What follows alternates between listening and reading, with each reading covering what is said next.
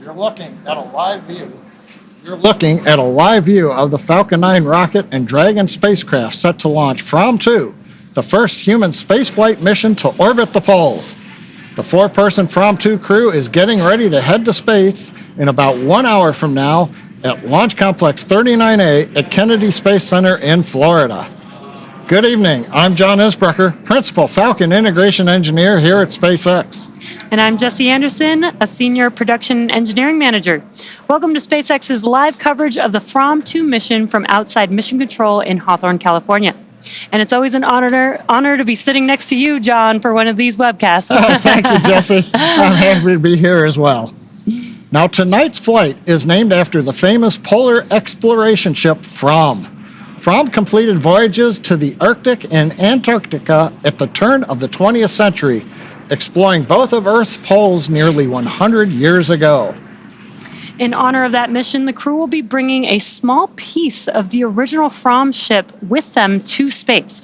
It's fitting that this mission is connected to those early explorers because that is, of course, what SpaceX is all about, exploration. And that's exactly what the From 2 crew will be doing as they pursue their mission goals. They will be the first crew to view and capture the Earth's polar regions from low Earth orbit. Interestingly, the North and South Poles are not visible to astronauts on the International Space Station or to most modern human spaceflight missions. So this crew will be getting a truly unique view in space. Very unique. To achieve this, From 2 will launch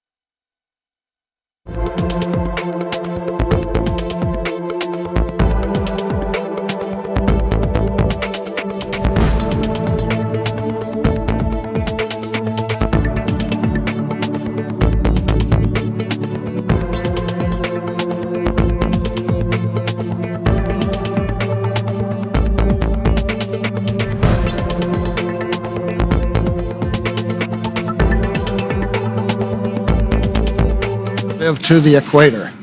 A 0-degree inclination is right over the equator, whereas 90 degrees is right over the poles. Now, the closest any astronauts have come to this was during the Soviet Vostok and Voskhod missions in the early 1960s, and those included Yuri Gagarin's flight. Now, those missions flew to about 65 degrees inclination. NASA's space shuttle flew one mission to 62-degree inclination in the 1990s. From 2 is go for launch. SpaceX copies. From 2, go for launch. From 2 crew giving a go for launch as we slowly get closer to T0 in 55 minutes. So one thing about that trajectory over the poles, the crew is going to truly go where no one has gone before. Quite literally. During the course of this mission, the crew will observe Earth's polar regions at an altitude of approximately 440 kilometers. Now, at this altitude, Dragon will fly from the North Pole to the South Pole in just 46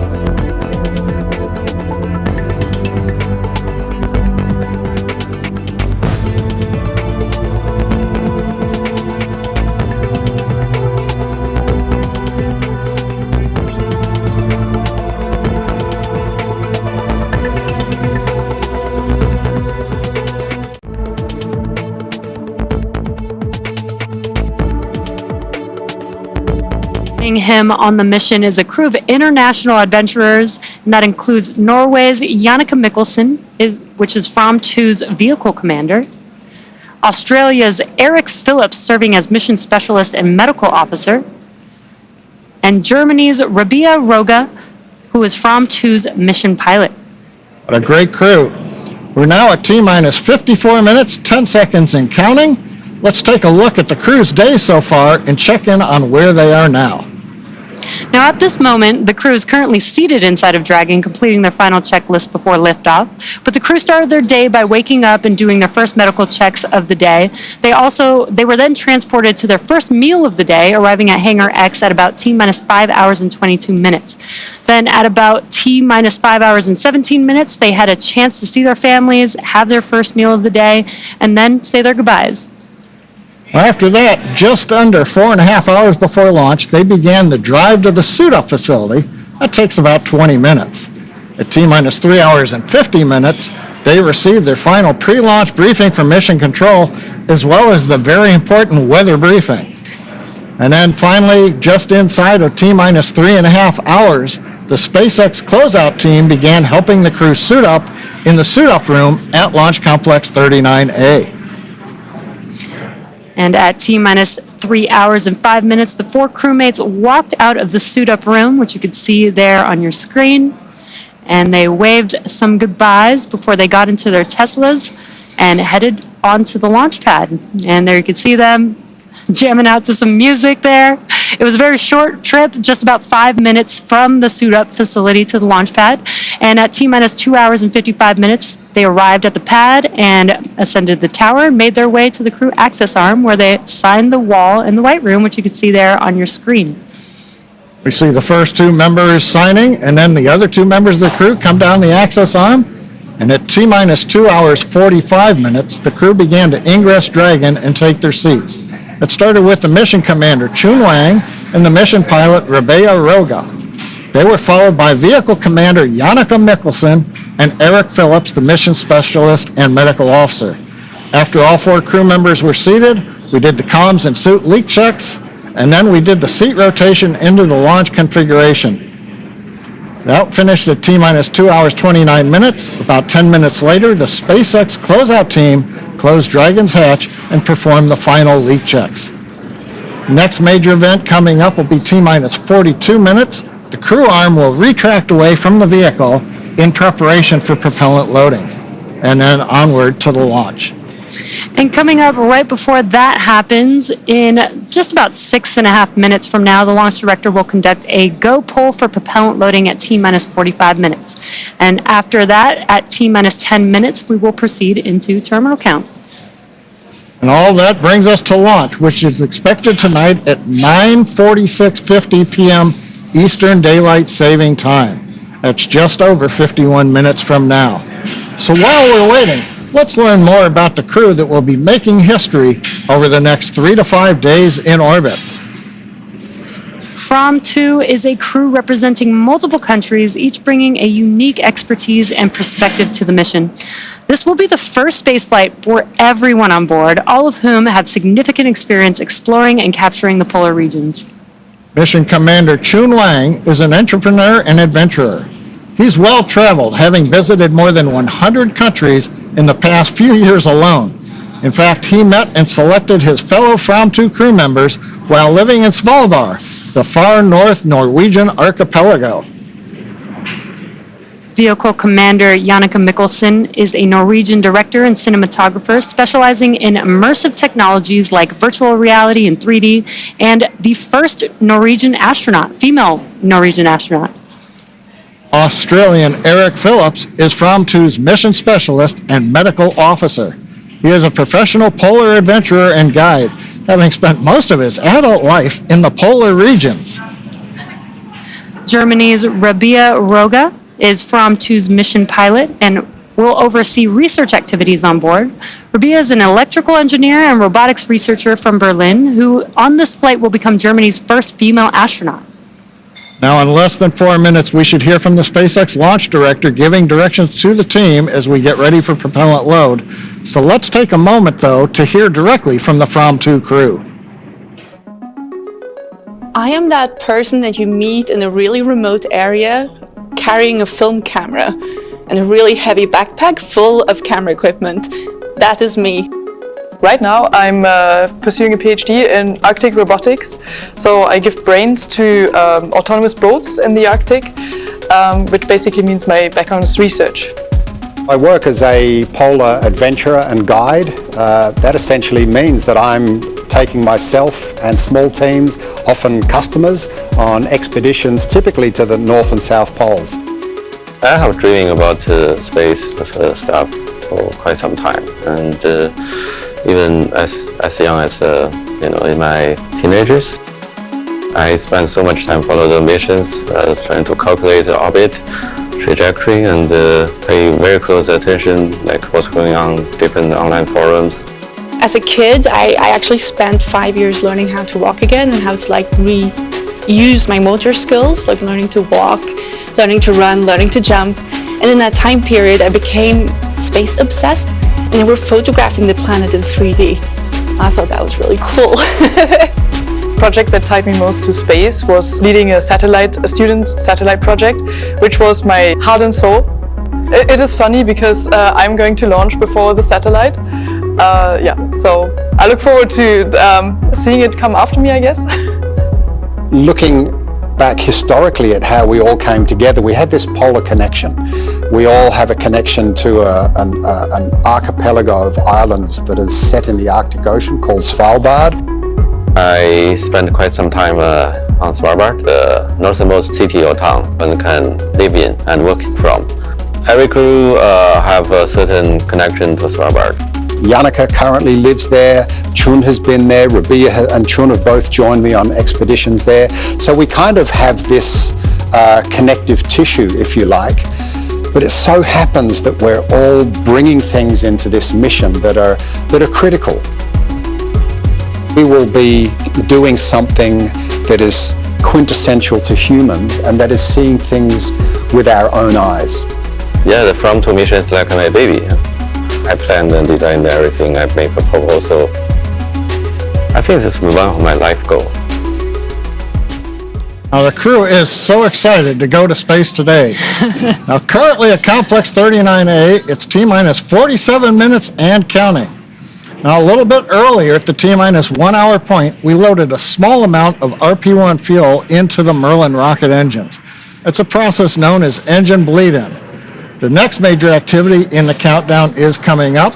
The launch director and launch team are preparing for the propellant load and launch pole. The launch director will also check with the Dragon mission director for their readiness to launch. The launch director is electronically polling the SpaceX launch team for their go, no-go to load propellant and launch. Once the poll is complete, the SpaceX launch director will make announcements on control room lockdown and protocols for holds or launch escapes. And then they also remind the team that inside of T-minus 10 seconds, only the computer will be able to abort the launch. Now, once the launch director gives these instructions, he will clear the team to proceed with moving the crew arm away from the launch vehicle. A couple of minutes after that, once the crew access arm is in the stowed position for launch, the crew will be notified to arm their launch escape system on Dragon. Now, and there's the crew right now inside the capsule, just waiting for the clock to tick down. Now, once that crew access arm is retracted, the escape system is armed, that sets the conditions for propellant loading to begin on Falcon 9. Now, as always with Falcon, once we start propellant loading at T-minus 35 minutes, that will commit us to launching. So if we have to hold the countdown after that point, there would be a launch scrub, and we would need at least 24 hours until the next attempt. Now, currently we're starting to get some of the electronic signatures on the go, no-go poll. Next up, we ought to hear the SpaceX launch director giving the instructions to the team at approximately T-minus 45 minutes. So we're going to listen in right now to the countdown net.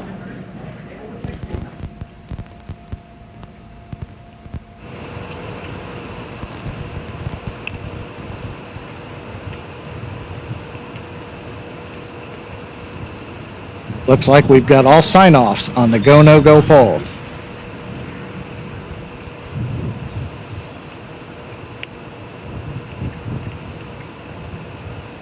Now, as we mentioned, once we get the instructions to the team that Jesse just talked about, then we'll hear the next instruction, which is to prepare and retract the crew access. Attention operators on countdown. The time polling is complete. Dragon and Falcon teams have pulled go for propellant load and launch. Stand by for control room and abort protocols.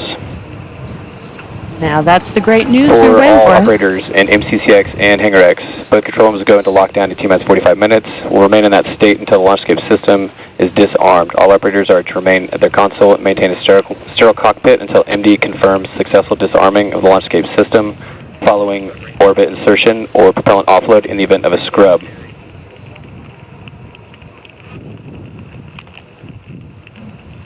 For non-urgent no-go conditions, brief the CE or LD and they will approve aborting the countdown. For urgent issues affecting the safety of the operation, operators shall call hold on the countdown net. Launch control will abort the launch auto sequence and immediately proceed into launch abort. At T-minus 10 seconds, the launch control will be hands-off and relying on automated work criteria for the remainder of the count. Operators advise the launch director where the structural breakup or fire is imminent occurring per Dragon manual escape flight rules. Launch control. At this time, you may proceed with arming the crew arm for movement. Proceeding on crew arm at this time. And great news, that was that briefing we were just talking about, John. Everything so far is go for propellant load as well as go for launch, and both Falcon 9 and Dragon are ready for launch today. Propellant loading will begin on time at T-minus 35 minutes, and right now... Crew arm retraction has started. What perfect timing. The crew access arm is now going to retract away from the vehicle, and there's a great view of that. I'll see if we get the shot from inside the White Room, which we sometimes get. This is one of the last major visual milestones we'll see in preparation for liftoff. Once we get the arm retracted, and there's a view from inside the White Room as we are moving away from Dragon. You can see the spacecraft there on top of the Falcon 9. Once we get retracted, we'll also hear the call out to arm the launch escape system. Once that's confirmed, we will then wait for the T-minus 35 minute mark, 7 minutes from now. That'll begin F9, Falcon 9 propellant loading. Now, the day began for the From 2 crew members with suit up a couple hours ago. And the crew also has their tablets, which provides them with all the information that they'll need for the mission. Shortly Crew after... arm retraction is complete. Good call out. Yeah, we should hear the LD tell the MD to go ahead and arm escape system on Dragon next.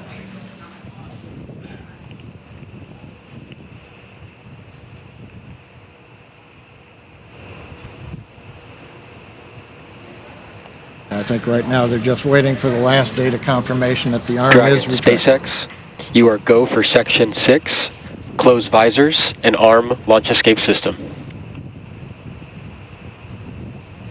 Dragon copy. And there's that call out that John just mentioned. Now visually you could see that they closed their visors and... SpaceX Dragon, visors closed, arming launch escape system.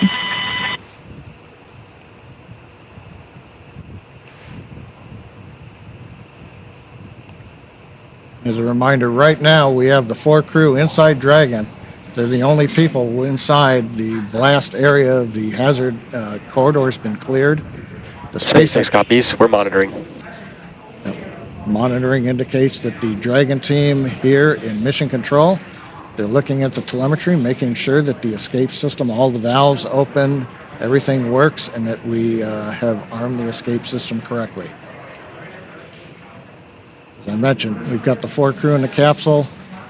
Before the T-minus 1 hour point, the support team actually left the pad, so they're clear. So these are the last people on Complex 39A. I mentioned some tablets that the whole crew has. They also have some displays right in front of them that the vehicle commander and pilot are able to see and monitor all the procedures that are happening with the vehicle.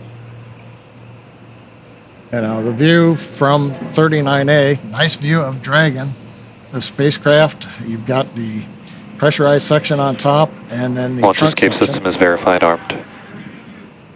Excellent news. Confirmation from the Dragon team that the escape system is armed. So we're all ready and set for that propellant loading to begin. Yep, we got another 4.5 minutes before we can start propellant loading. we saw the crew access arm come back, and we've talked about it before. It rotates away slowly. It took a couple of minutes or so before we got the call out that it was in the launch or the stowed position. Now, if there is an emergency where instead of Dragon using the Super Dracos to launch itself off of the Falcon 9, if they just said, hey, crew, you've got to get out, but do it fast, that arm doesn't take that slow amount of time to get back towards the capsule. It has a high-speed mode, and it will swing back in seconds, not minutes. So if we actually had to open up the hatch, let the crew get themselves out and get down the arm, we can do that very quickly, so that the access rotation is not indicative of how we would support during a contingency.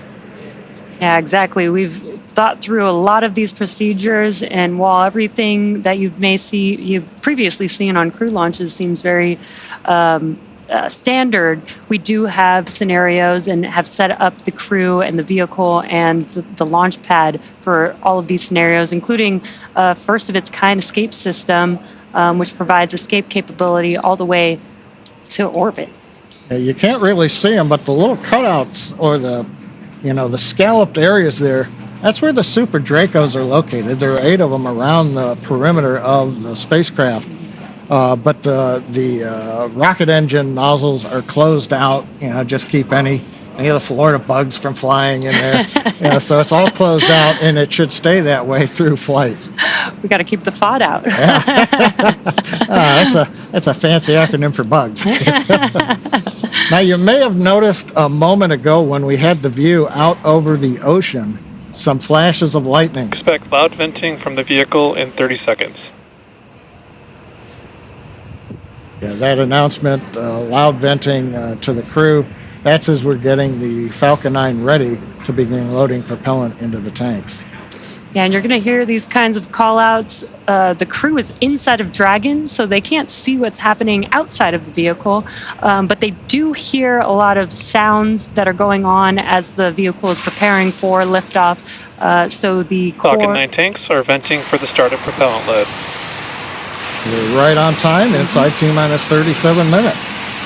Yeah, so the Corps is announcing these events so that the crew is aware of what's going on with it. Give them situational awareness, or SA as we call it. Now, right now, we're waiting for Falcon 9 propellant loading to start. That's our next major event in the countdown. We'll hear the call out on the countdown net that launch auto sequence has begun, and the crew will be informed of that by the launch director. So we'll begin with loading fuel onto both stages, both stage 1 and stage 2, as well as liquid oxygen onto the first stage. Now, that second stage fuel loading finishes fairly rapidly. The fuel tank on second stage is not as large compared to first stage. So we will actually finish that in several minutes, and then we will begin loading liquid oxygen onto the second stage. Now, as we wait for another minute for the start of propellant load, I was talking about the lightning we saw. We've had lightning in the area. We had a front just go through, and before we came onto the webcast, we were violating multiple rules. Lightning, anvil clouds, thick clouds, electric fields. All of those are slowly going away. The front is quickly moving to the east, but you're looking at lightning that is actually heading away from the launch pad. And the launch weather officer at Kennedy Space Center, Cape Canaveral, is telling us that there's nothing behind this front. So fingers crossed, but we expect right now the weather will cooperate. But as a reminder, when we start loading propellant in 20 seconds, that's going to commit us to the T0, and that'll be our only chance for this evening. Yeah, John, you mentioned all the weather scenarios that we have. The most important is what's happening at T0 and beyond. So it sounds like we are still go for launch, regardless of the current weather. Propellant load has started. And great call out there. Propellant loading has begun. Right on time.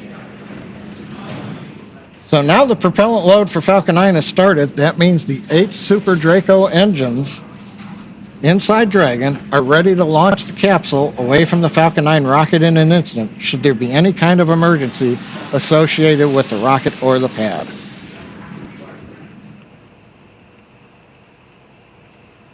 And we're now at T-minus 34 minutes and 26 seconds from liftoff.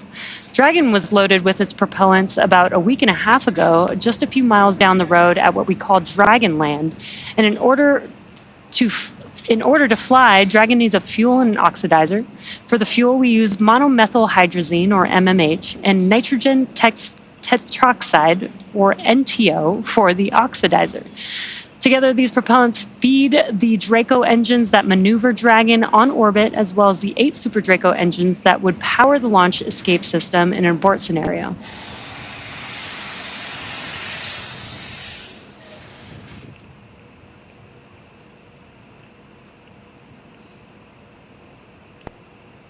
As we mentioned, in those abort scenarios, those 8 Super Draco engines inside Dragon are ready to be used should they be necessary.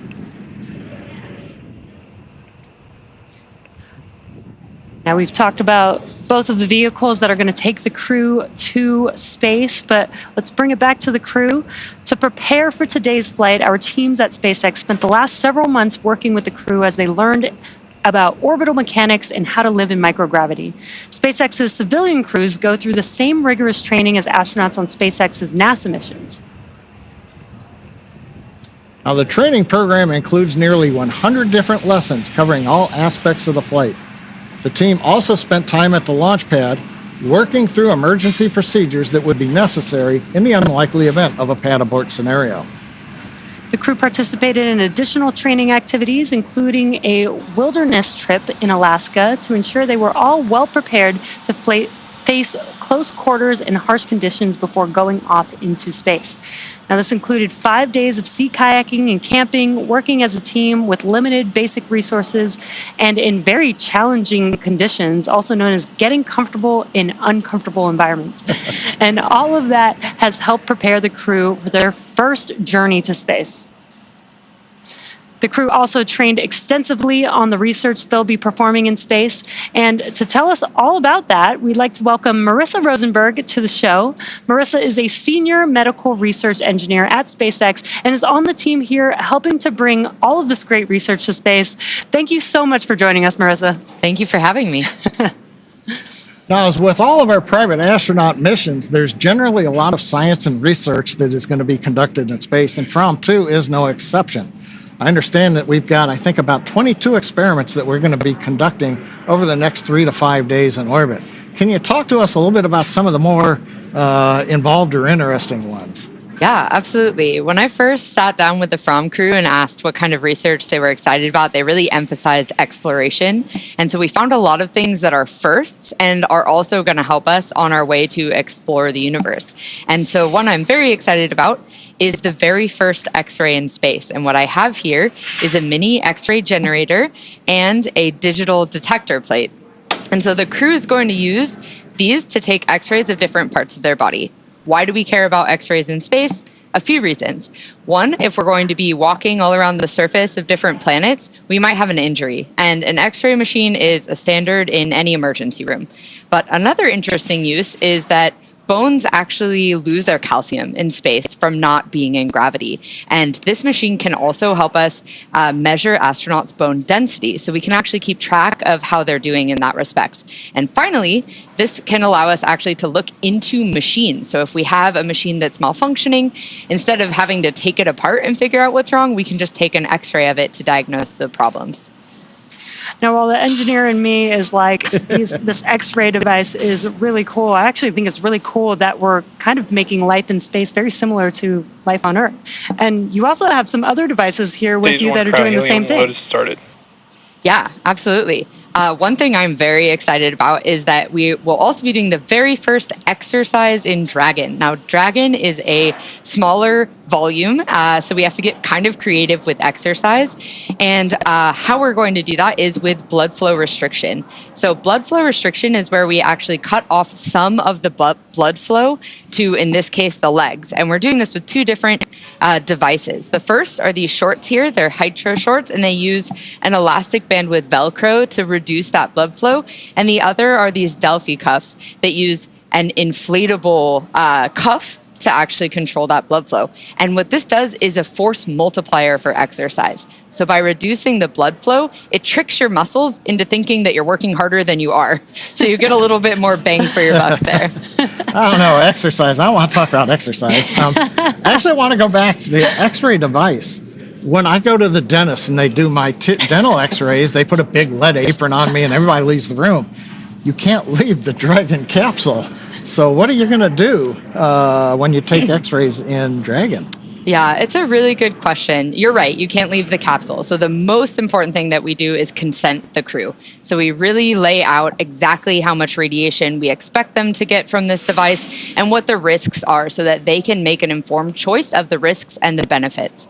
However, this device is FDA approved, and there's very little leakage of the X-ray outside of where you're pointing it. And it has these very cool, what are called collimator knobs, which control these lead plates that allow you to really narrow in the amount of X-rays that you're going to get. So you're really only getting X-rays in the area that you want to image. Yeah, that's really cool that we have the X-ray device to focus on the health of the people. We have working out devices to help them stay healthy. Now, it seems like they're going to need some nutrition, some food. Can you tell us more about some science experiments on that? Absolutely. I think food is one of the most challenging issues that we have to solve for long-term missions. And we are taking one step with From2. They will be growing the first mushrooms in space. And they are going to be growing oyster mushrooms, a very delicious varietal that doubles in growth every day. So it is, considered a perfect spacecraft. So we'll see how they do in microgravity. Okay.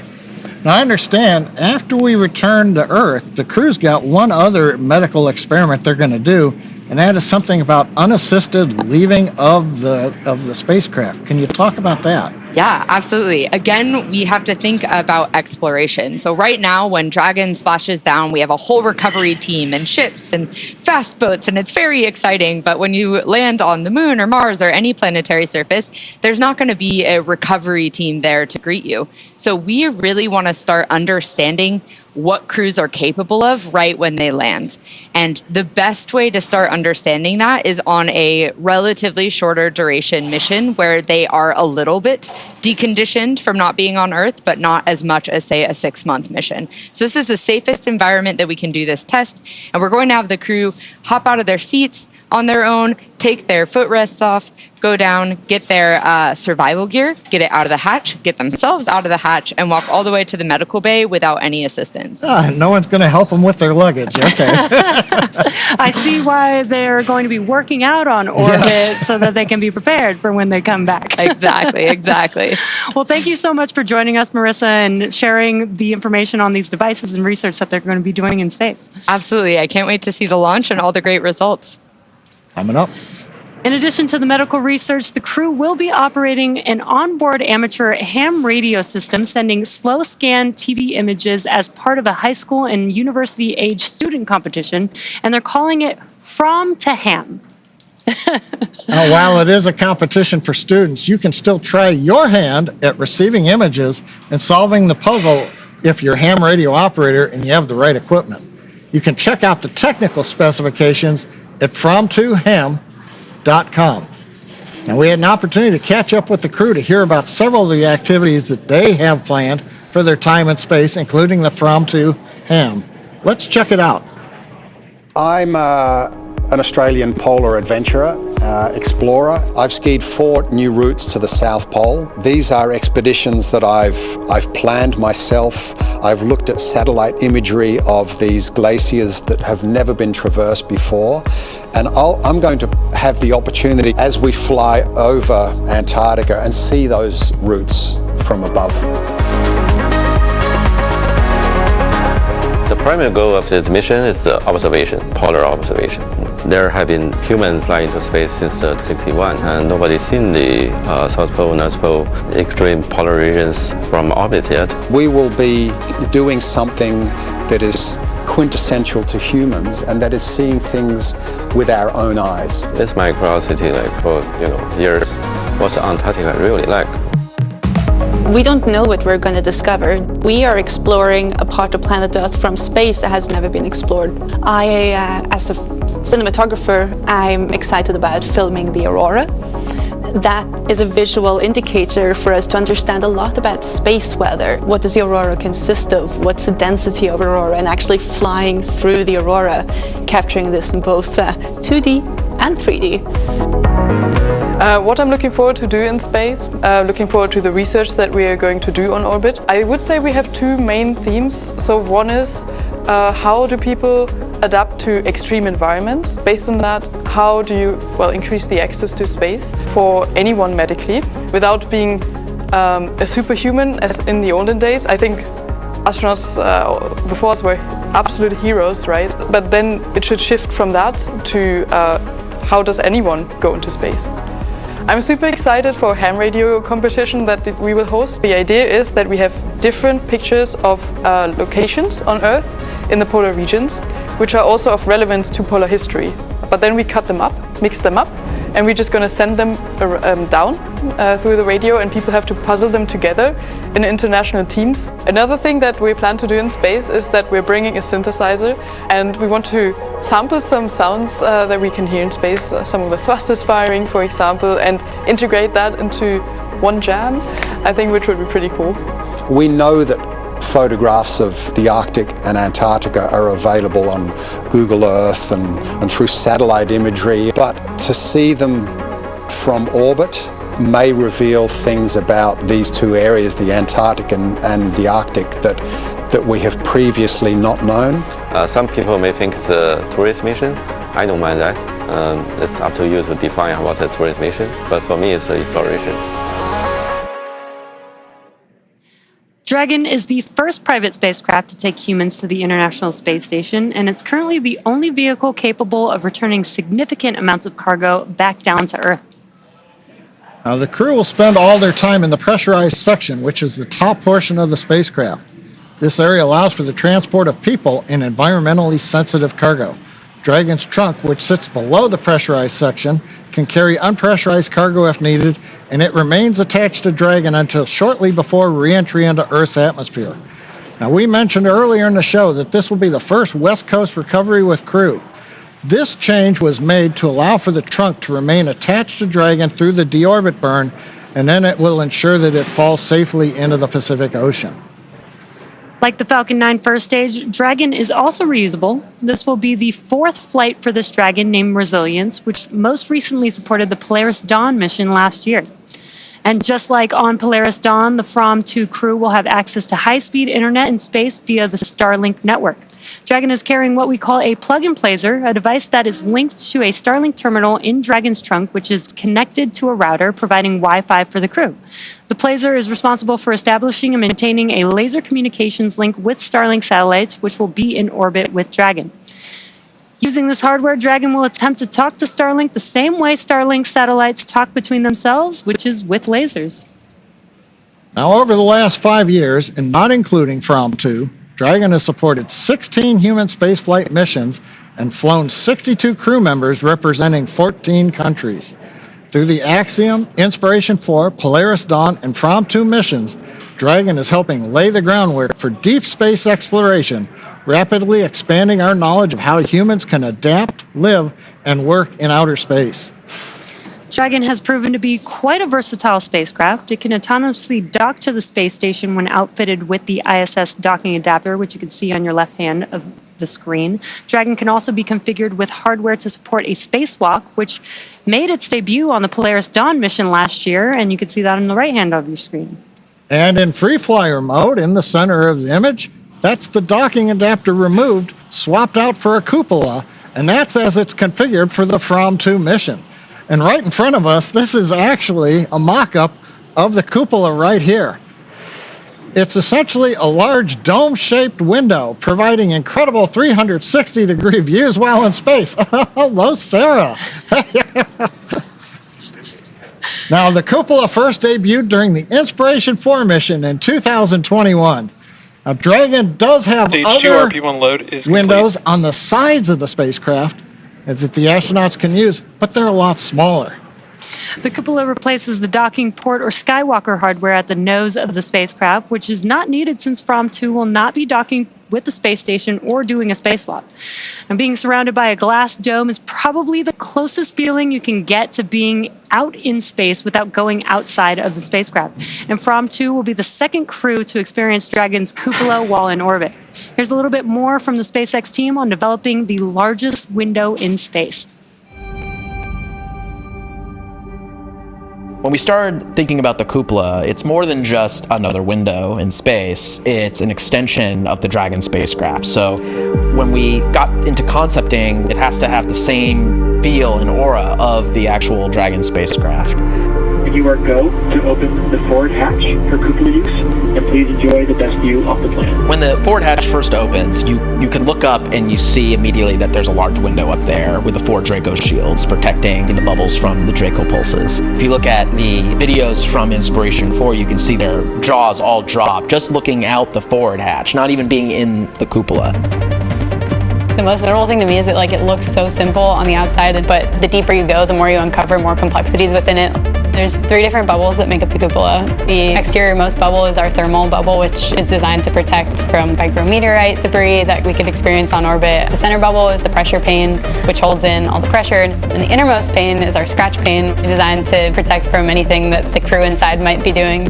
It's actually made from acrylic and polycarbonate layers, but you also have technologies that are in, say, fighter aircraft that are applied to the cupola. We have a coating called indium tenoxide, which keeps the temperatures down on the inside of the cupola space. All these aspects are tested on the ground and made sure that we operate safely and that we know that when the astronauts are going up there that they have a great time. What makes this the largest window in orbit? It's just the overall size of it. I feel like it's just so immersive, like you're inside of the bubble and you're looking out and space is literally all around you.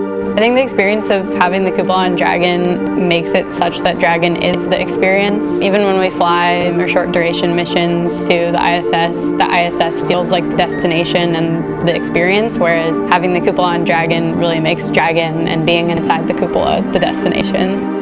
When you get into the cupola, it feels almost like you're on a spacewalk. The Earth all around you, the stars, sunrise, sunset, getting up in there and looking out is a one-of-a-kind experience.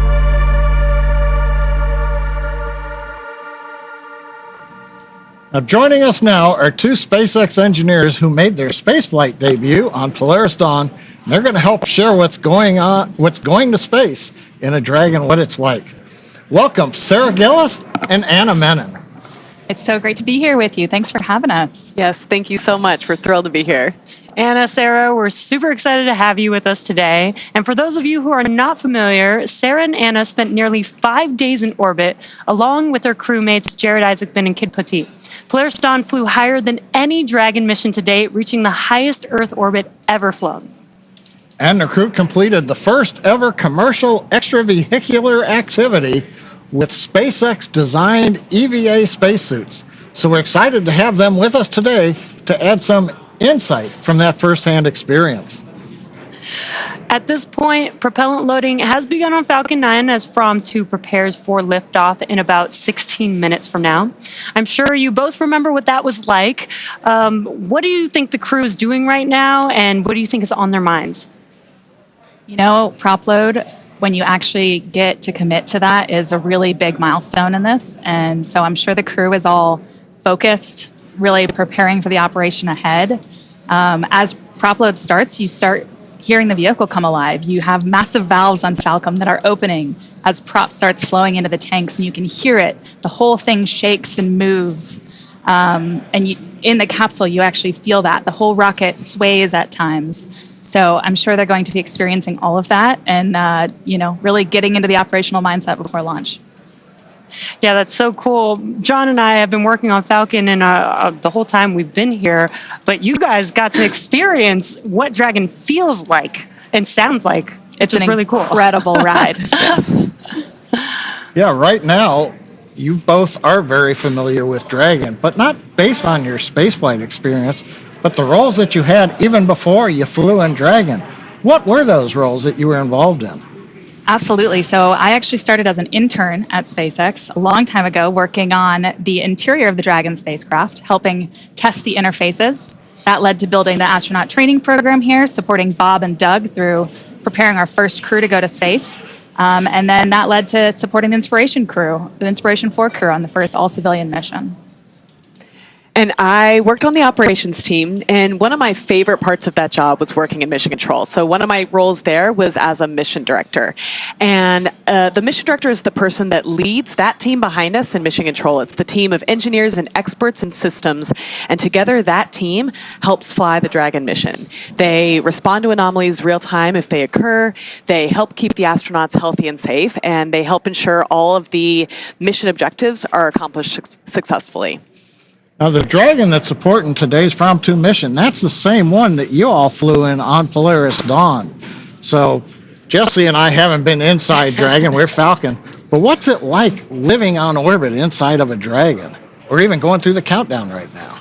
Living in Dragon is absolutely incredible. It feels like a Dragon is alive around you. So you have the sound of fluids moving through the walls around you as you're living in there.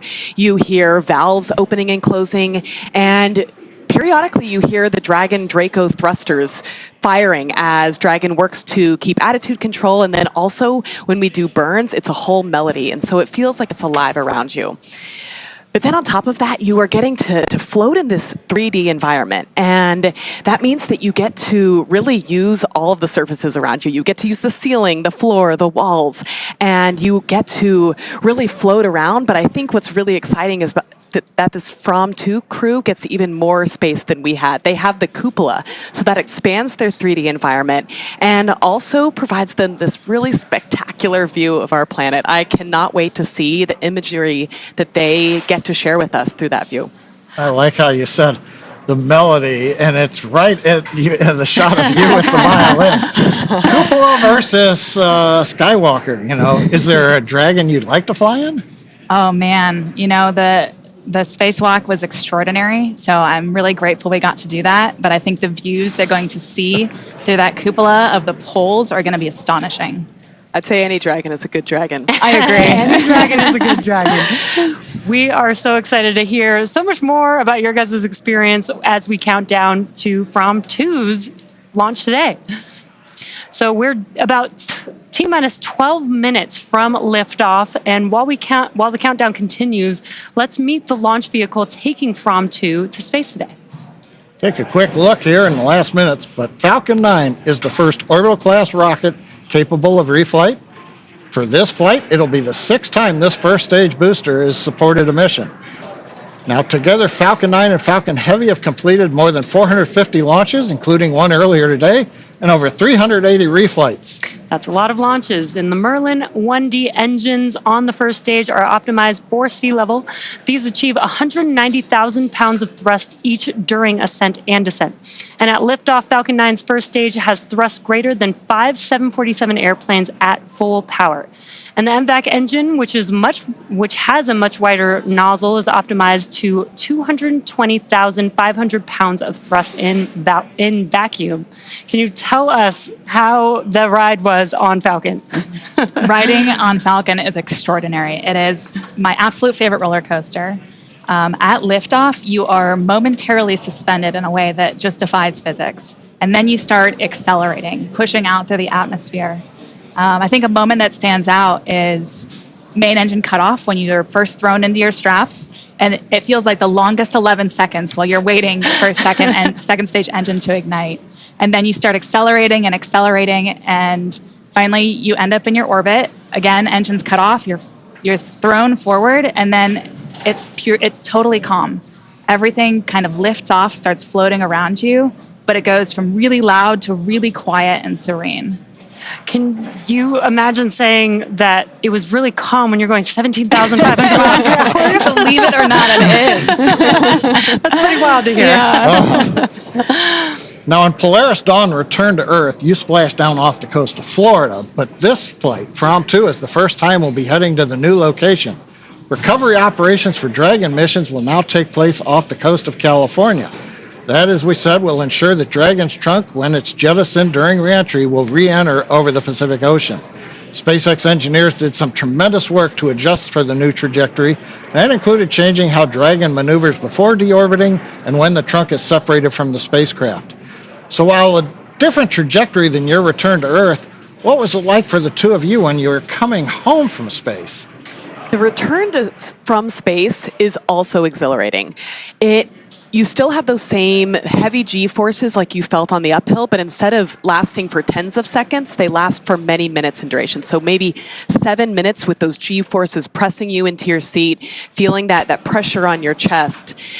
But then on top of that, as the Dragon spacecraft is coming back through the atmosphere, the air around it is heating up and you get this light show out your windows. There are neon pinks and oranges out your windows with occasional flashes of flames, and that is just the most remarkable view.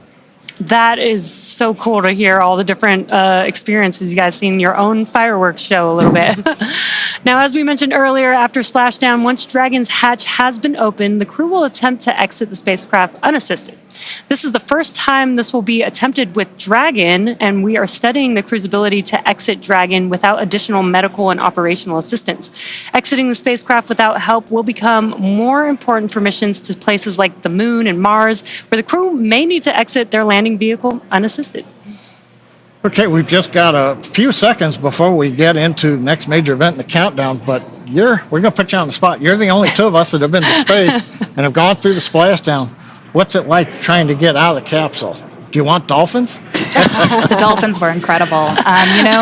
It's very interesting readapting to gravity and taking those first steps. I think it's a great Seat research 4, Eric. experiment. This is seat 1. How many times have you been to the South Pole before? To the South Pole, around 10 or 12 times, but to both poles combined, around 30. How long did you take to ski there? My last expedition in Antarctica, I skied in new routes they're up talking to the crew about their Fourth Glacier and across the plateau to the South Pole. This expedition was almost 900 kilometers and it took me 50 days to complete. Can you believe that in just 42 minutes we'll fly from here in Florida to the South Pole? Unbelievable.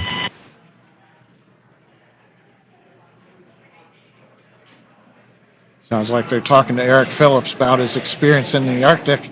And he's going to go from pole to pole in 46 minutes in one of these orbits this time around.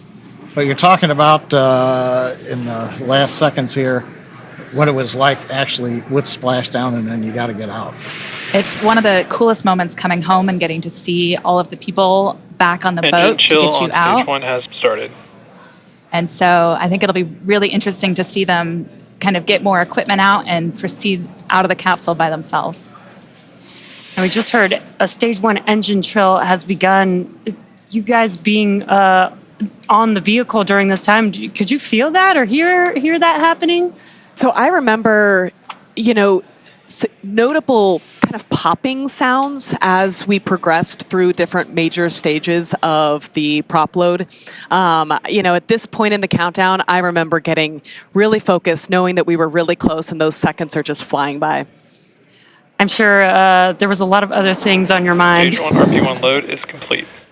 Oh, we heard the call out. Stage 1 fuel load's complete. We're right on the timeline. Right now, we're down to just liquid oxygen loading on the second stage. Now, were you hearing these kind of announcements from the Corps, letting you know where we were going through? Yep, they're keeping you up to speed on everything. You hear the loops coming through to the spacecraft, and it's, as Anna said, it goes by so quickly in these last couple minutes before launch. Yeah, and we are just under a minute away from the Dragon vehicle transitioning into terminal count. That's where the internal flight computers will take control of Dragon. Did you guys experience any difference with that, or did it feel the same? That felt the same, but we knew the words that indicated that transition, and so when that happened, we knew it was go time. Okay, T-minus 5 minutes, 23 seconds and counting. As we were just mentioning, we're coming up on the announcement to Dragon to configure for terminal count. We'll also be going to internal power on the Dragon spacecraft. So we're going to listen to the call out from the Dragon team and the Corps as we get through this next milestone in the countdown. Falcon 9 tanks are pressing for strong back retract. Dragon is in configure for terminal count. Great news. The strong back that you heard called out there is the transporter erector, which you can see on your screen just to the right of the vehicle. Now, what's going to happen is the clamp arms are going to open up first, and then the strong back, where the TE is going to begin to retract away from the vehicle, just about 2 degrees. And you can see it's very slow on your The screen. strong back is retracting. Good call out there, but you can see on your screen the clamp arms are beginning to open up. Again, once those are fully open, that makes way for the TE to move away from the vehicle. Yeah, and we heard the call out. We're pressurizing for strong back retract. We increased pressure into the Falcon 9 tanks, essentially stiffening the rocket so that we are then ready to open the arms up, release the load. Falcon 9 right now is standing free, except it's held down by arms at the very bottom of the Falcon 9. But you can see the arms around the second stage, which is just below the Dragon trunk, are opening. And now the strong back itself, the structure alongside the Falcon 9, will move about 2 degrees away from the Falcon 9. And then at liftoff, hydraulic arms will pull it to a position 45 degrees away as the Falcon 9 lifts off from pad 39A. Now, next activity we ought to hear is the strong back retract is complete. We might hear that call out, we might not. And then we're also finishing up liquid oxygen loading on the first and second stages.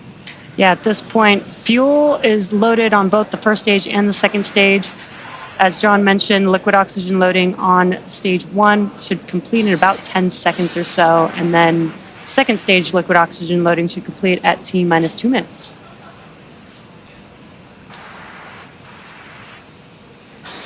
Just waiting to hear the call outs right now for stage 1 LOX load.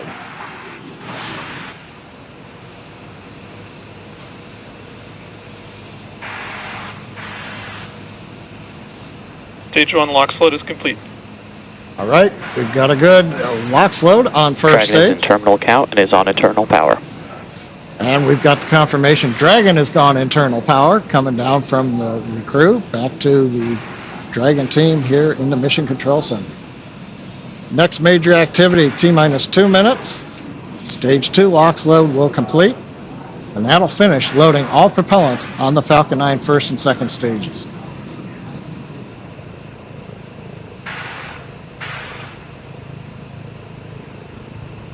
We do have a crowd building up here in front of Mission Control.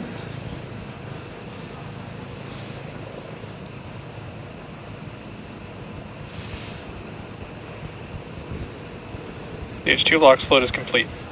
All right, Great right on news. time. Yeah. It's getting pretty exciting here as we get just under a couple minutes away from liftoff. Now that propellant loading is complete, that means that Dragon is in auto idle. 1 million pounds of kerosene fuel and liquid oxygen are now loaded on the Falcon 9 vehicle. And we will begin some venting. This will be some venting of the... Ground gas closeouts have started. Expect loud venting. Perfect timing. That venting is going, you may see some white clouds around the vehicle. We are venting out the liquid oxygen line, and that colder air meeting the warmer ambient air in Florida is creating that condensation. And I like to describe that like the condensation building around a cold glass of water. Now we're coming up on a minute where Falcon will go into startup. This is where the internal flight computers will take over. Falcon 9 is in startup. And now the vehicle... Dragon is in countdown. Vehicle is in startup. We're now just waiting for the final call from the launch director.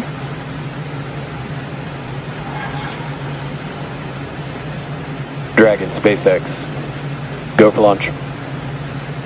And great news, we are go for launch. SpaceX Dragon, SRAM 2, go for launch. And heard one call T-minus from the 30 crew. seconds. One last call from the From 2 crew. Let's watch as the Falcon 9 vehicle takes Dragon and From 2 into space.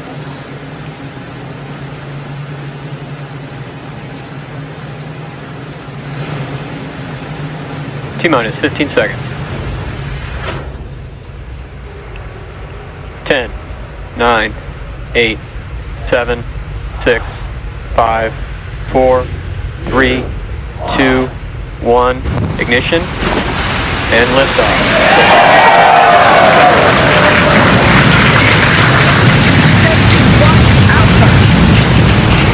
Copy, 1 Alpha. Vehicle is pitching downrange. Stage 1 propulsion is nominal.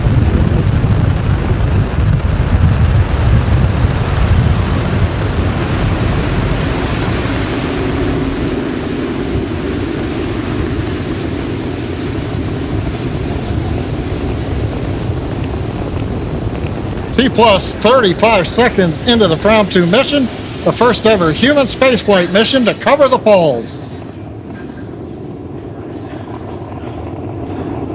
And we are throttling down the engines on the first Power stage. telemetry nominal. On the first stage vehicle for. Stage 1, throttle down. Oh, it's perfect timing with these callouts. We throttled down the engines for max Q, and there's max Q. It's the maximum dynamic pressure that the vehicle sees on ascent. Supersonic.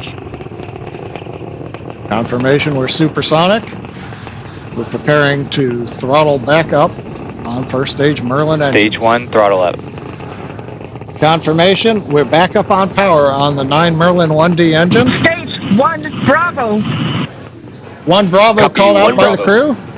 That means if there was a need for an abort with the first stage now emptying itself of propellant, Dragon would fly a different profile than if, say, right off the pad we had initiated. Waiting for the MVAC-D chill call. MVAC chill is underway. We're beginning to chill the second stage engine in preparation for its ignition, coming up in less than a minute from now. We also have a few events that are going to happen back to back. We'll have MECO stage separation and second stage engine ignition. MECO is main engine cutoff. That's where we will shut down all of those 9 engines, which you're seeing there on the first stage vehicle to slow Stage 1, throttle down. And we've got a live view of the crew on the vehicle at this moment, which is really cool.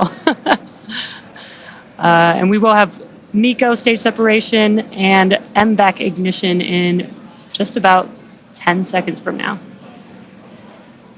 We're beginning to throttle down the Merlin engines in preparation for main engine cutoff. You on the left looking up at the second stage engine nozzle. MECO. Stage separation confirmed. Stage 2. Copy, stage 2. MVAC ignition.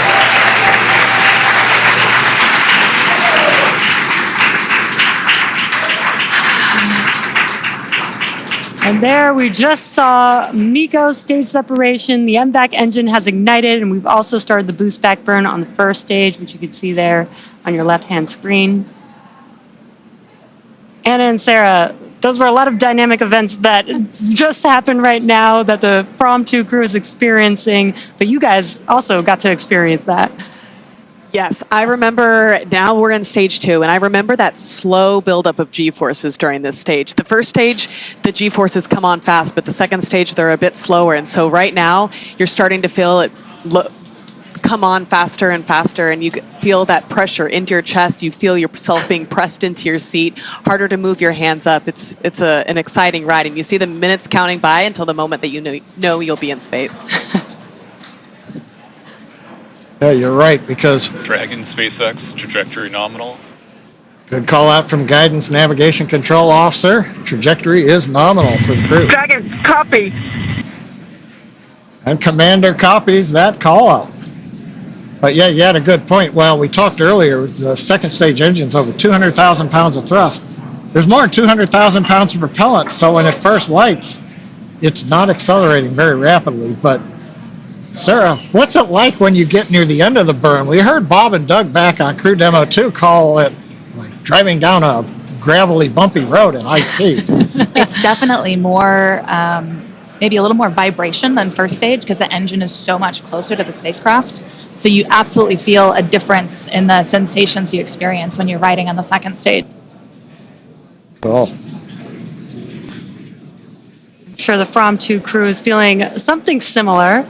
They're still inside of Dragon, which is still attached to the second stage, and on your left-hand screen. SpaceX, trajectory nominal. the left hand of your screen, you can see a view of the MVAC engine ignited. Nominal.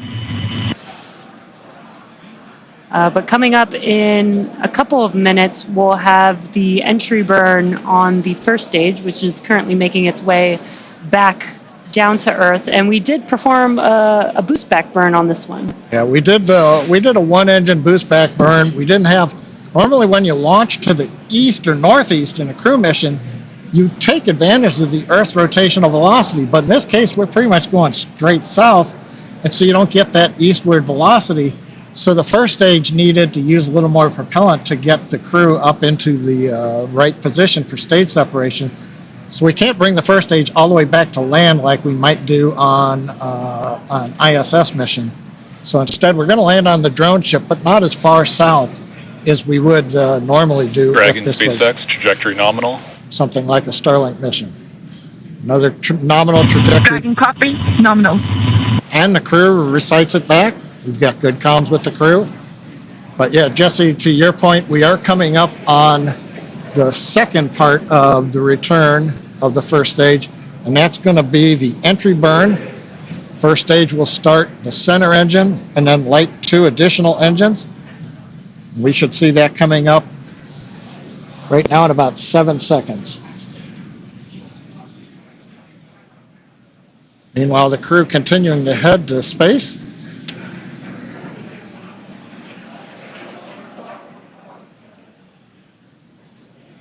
During this time, we would continue to monitor the altitude as the vehicle kept rising and rising. Yeah, you got the displays there where you guys can monitor that during the launch. Dragon SpaceX, trajectory nominal. And we did see on the left-hand screen that the entry burn has begun. Copy. Nominal. Entry burn did complete. We didn't hear any call-outs, but we do have a green screen here. We have a good entry burn. Second stage continuing to head towards the separation orbit. First stage heading to the drone ship.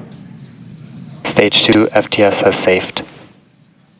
We are expecting the landing burn on the first stage to occur in about 20 seconds from now. That'll just be a single engine burn on the vehicle.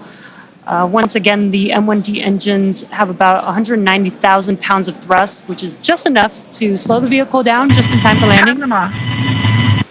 Copy, Panama. It's another abort call out on the second stage. You're on the space station, you hear it called Shannon. That tells you where you can reach if there's a problem right now.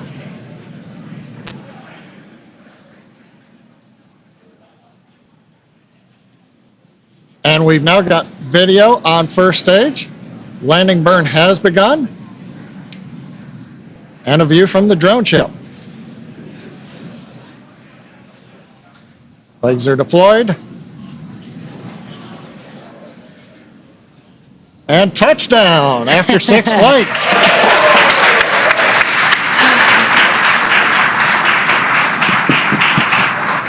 And the booster that has taken the From-2 crew out into space has now made it back to Earth.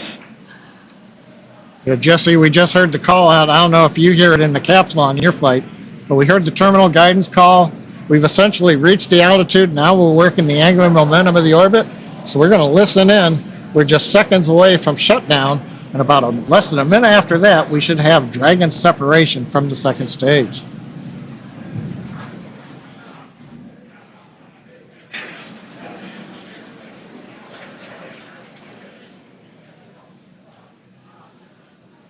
MVAC shutdown.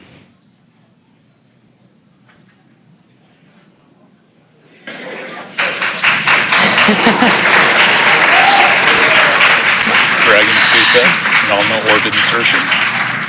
And great news there. We heard the call out for nominal orbital Dragon insertion. copy. Nominal. Dragon copies nominal. Launch escape system disarmed. Oh, another good call out. They're in orbit where they want to be. They've disarmed launch escape system. Doesn't need it anymore. We're 191 kilometers up. We've got the view of the crew. Right now, Dragon, or the second stage, is going through a very short period. We're making sure that we're pointed in the right direction. We've got the engine shut down, purging gas, and it's separation.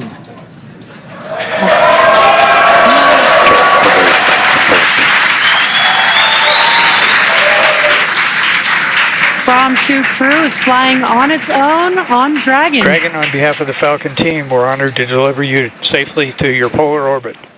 Enjoy the views of the poles, send us some pictures, and our hearts and minds will be flying with you as you go over the poles. Have a great flight. And Dragon, this is your launch director here.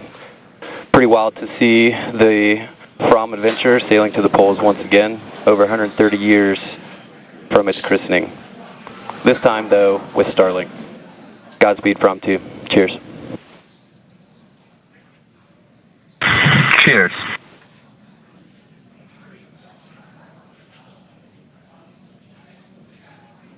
SpaceX team calling up to Dragon.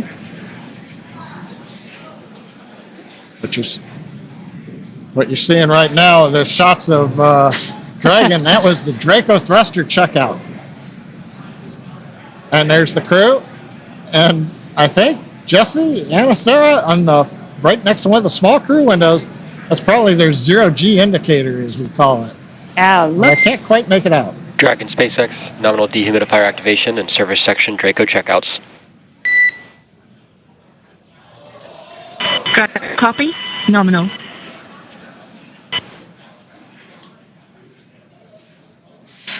And as we don't have views, what you're seeing there on your screen is mission control here in Hawthorne. Again, the crowd that we had watching the From 2 crew launch into space. We also saw the zero-G indicator. Hopefully we'll get another live view where we can see what the zero-G indicator was. You guys had a zero-G indicator on your mission, so you know, and I'm probably very connected with the tradition of being able to pick out the zero-G indicator. That was my first task as soon as we arrived on orbit, was to reach down and get the zero-G indicator out, our little dog asteroid. But I think it's honestly one of the coolest moments, the first time you arrive on orbit and suddenly physics has broken and everything is floating in a way that is so different than anything you've seen before. That's so cool to hear that from you, because seeing the zero-G is actually my favorite part of crew launches because of the same reason. Like, oh, it's the first moment you actually see that it's your evidence that they are in microgravity. Absolutely. But I also love the tradition of being able to pick it out and the meaning behind the zero-G for each mission. I've got to ask, the Dragon separation, it comes so quickly after the second stage. But when you got separated from the second stage, was there like a wave of relief, or was it business as normal? I think there was a sense of joy in, recognizing that there were so many important steps that had to happen in order to get us to that point, and recognizing that we had reached that point, but then also knowing that it was time to get to work. We had a lot of objectives ahead of us. It's really the moment the spacecraft comes alive. Like during Draco thruster checkouts, the nose cone opens, you activate your environmental systems. So you go from launching on a rocket to flying in a spaceship. And it's this really cool transition where now you are alone in your spacecraft in this little habitat, keeping you safe for the next couple days in space. And at the same time, maybe it dawns on you that says, this isn't another simulation. We are here. This is it. We are in space. We don't go home today at the end of business. We're going to do our work. And you two are very familiar with training over and over again. And now you guys got to experience space. The From 2 crew is now in space, in orbit, but there's still events happening, as you mentioned. We talked earlier about kind of maybe feeling a little calmness, but you said that there's still things that you can hear going on. Can you hear like the nose cone opening? Do you recognize those events by the sounds? You certainly recognize the Draco checkouts by the sounds. Just like you have that melody for Burns, it's a particular melody for the Draco checkouts, and it's fabulous. They do work in sync with each other, yes. Right? Yeah. I don't think we heard the nose cone at all. Yeah. You watch it, you see the video Okay. feed of it opening, but it's very quiet. Okay, That's one thing. We're listening to some of the nets. The next activity that Dragon goes through right now is the nose cone deploy sequence, which does not expose a docking adapter to go to the space station. It exposes the cupola, so the crew will get a view right off of the bat. but we're waiting to hear any call-outs if the various hooks have finished retracting and now the nose cone deploys, flips on the hinge and then exposes everybody to the great views that hopefully they're getting through the cupola on space. Yeah, I think they'll be, once they get out of seats, they'll have to get out of their suits, and then that nose cone is open. They'll have the forward hatch between them and the cupola at first. And then at some point in the mission, they'll get the go to proceed with opening that. But I'm so excited for them to get into the cupola for the first time. Yeah, I stand corrected. They can't look through the window yet. And we've got confirmation on a back net that the nose cone is open. So another major milestone on the mission.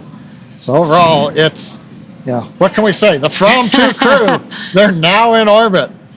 Now they're scheduled to spend up to 5 days in space before splashing down off the coast of California, becoming the first SpaceX crew to return to one of our new West Coast recovery sites. The From 2 mission is the first human spaceflight in polar orbit and will fly over the North and South Poles and unlock new possibilities. Throughout the 3 to 5 day mission, the crew plans to conduct 22 research projects to help advance humanity's capabilities for long-duration space exploration and understanding human health in space. And we really want to thank both of you, Anna and Sarah, for joining us today, sharing your insights, sharing all of your experience, especially throughout the dynamic events happening with the From 2 crew. Thank you so much for having us, and Godspeed From 2. Yeah, thank you so much. Godspeed From 2, Godspeed Dragon Resilience. And thanks to both of you also. Now, of course, we'll be back to bring you the live coverage of Splashdown when the crew returns to Earth. Now, you can stay on top of updates from the crew by following us on X at SpaceX. We can also keep tabs on the mission with the Dragon Tracker on SpaceX.com. There's a view of the Dragon Tracker right now. You can see follows Dragon. So go to the webpage, SpaceX.com. You get an idea where Dragon is, and you notice right there, we are heading south to the South Pole right now, right on trajectory. So I also want to thank the range and the FAA for supporting today's mission. And thank you all for watching and logging on. And we'll see you next time.